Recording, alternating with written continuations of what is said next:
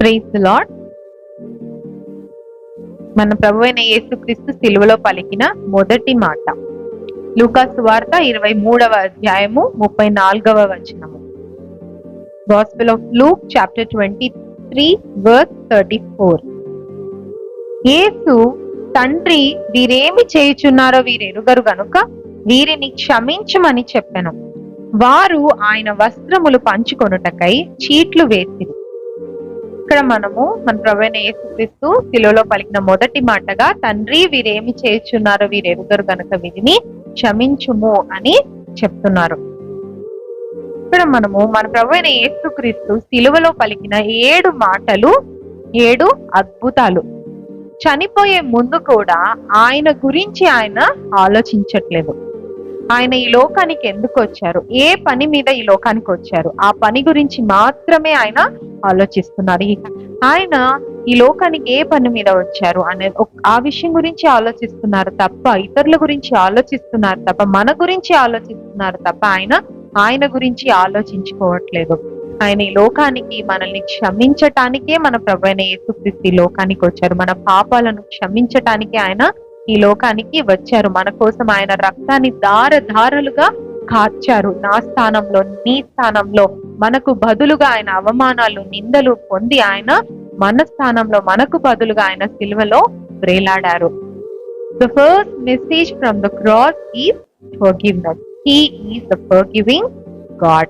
మన family members తో, మన భర్త, మన పిల్లలు ఎవరైనా సరే మనల్ని క్షమించకపోవచ్చు, కానీ దేవుడి దగ్గరికి మనం వెళ్తే మన ప్రభు అయిన యేసుక్రీస్తు ఖచ్చితంగా మన పాపాలన్నిటినీ కూడా ఆయన క్షమిస్తారు.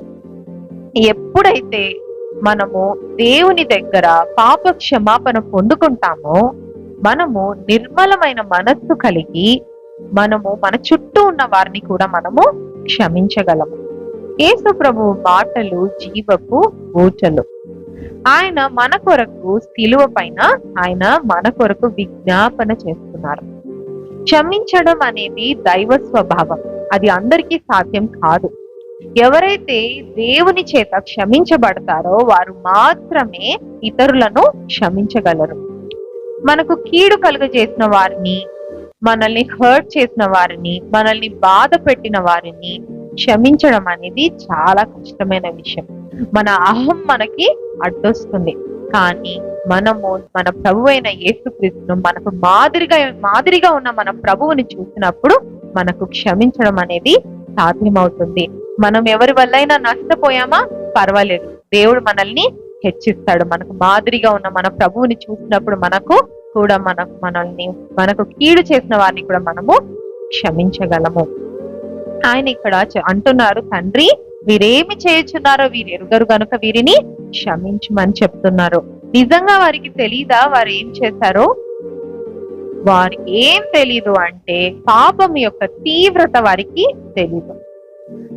ఈ లోకంలో ఎంతో మంది దుర్మార్గంగా జీవిస్తుంటారు, గర్వంతో జీవిస్తుంటారు, రకరకాలుగా వారికి దేవుని భయం లేక జీవిస్తుంటారు. వారికి పాపం యొక్క తీవ్రత వారికి తెలియదు. Our Lord Jesus Christ, he was beaten and abused, he was flogged and insulted.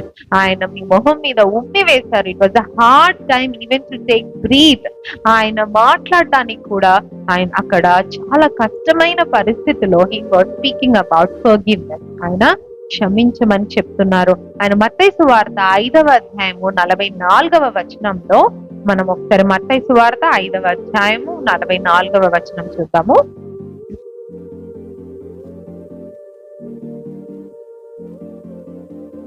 నేను మీతో చెప్పునదేమనగా, మీరు పరలోకమందున మీ తండ్రికి కుమారులై ఉండునట్లు మీ శత్రువులను ప్రేమించుడి, మిమ్మల్ని హింసించు వారి కొరకు ప్రార్థన చేయడి.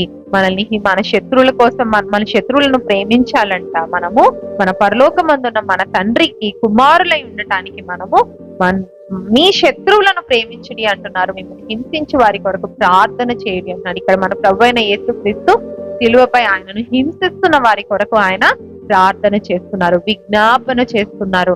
మన ప్రభు అయిన యేసుక్రీస్తు తండ్రి కుడి పార్శ్వమున కూర్చొని ఆయన మన కొరకు విజ్ఞాపన చేస్తున్నారు. ఈ భూమి మీద పరిశుద్ధాత్మ దేవుడు మన కొరకు విజ్ఞాపన చేస్తున్నారు. నిజంగా దేవుడు మనల్ని క్షమించాడు అని మనం నమ్మితే మనలో పాపం యొక్క గిల్ట్ అనేది మనలో ఉండదు.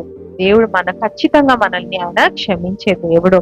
ఒక తల్లి ఒక బిడ్డ ఇద్దరు ఒక గార్డెన్ లో ఉన్నప్పుడు అక్కడ ఒక తేనెటీగ వచ్చి ఆ బిడ్డ దగ్గరికి వచ్చినప్పుడు ఆ బిడ్డ భయపడి తన తల్లి దగ్గరికి వెళ్ళి ఆ పాప గట్టిగా పట్టుకొని, అమ్మ నన్ను ఈ తేనెటీగ కుట్టడానికి వస్తుందమ్మా, భయమేస్తుంది అన్నప్పుడు అప్పుడు ఆ తల్లి ఆ బిడ్డను 2 చేతులతో హత్తుకొని గట్టిగా పట్టుకున్నప్పుడు ఆ తేనెటీగ వచ్చి ఆ బిడ్డకి బదులుగా ఆ తల్లి చేతిని కుడుతుంది. అప్పుడు ఆ తల్లి అంటుంది, అబ్బా అని కొంచెం నొప్పితో అన్నప్పుడు, అమ్మా నీకు నొప్పేసిందా అమ్మా అని ఆ బిడ్డ అడిగినప్పుడు అప్పుడు ఆ తల్లి చెప్తుంది, పర్వాలేదమ్మా, ఆ తేనెటీగ నన్ను కరిచింది, ఇంకా దాని ముళ్ళు నా శరీరంలో విరిగిపోయింది, నువ్వు ఇంకా భయపడాల్సిన అవసరం లేదు, నువ్వు ఇంకా తేనెటీగతో నువ్వు ఆడుకోవచ్చు అని చెప్పి ఒక చేత్తో కూడుతున్న ఆ తేనెటీగని ఇంకో చేత్తో పట్టుకొని ఆ బిడ్డకి ఇస్తే, అమ్మో నాకు భయంగా ఉందమ్మా, నాకు వద్దు అంటే, లేదు, దాని ముళ్ళు నా శరీరంలో విరిగిపోయింది, అది నిన్ను ఇంకేమీ చేయలేదు,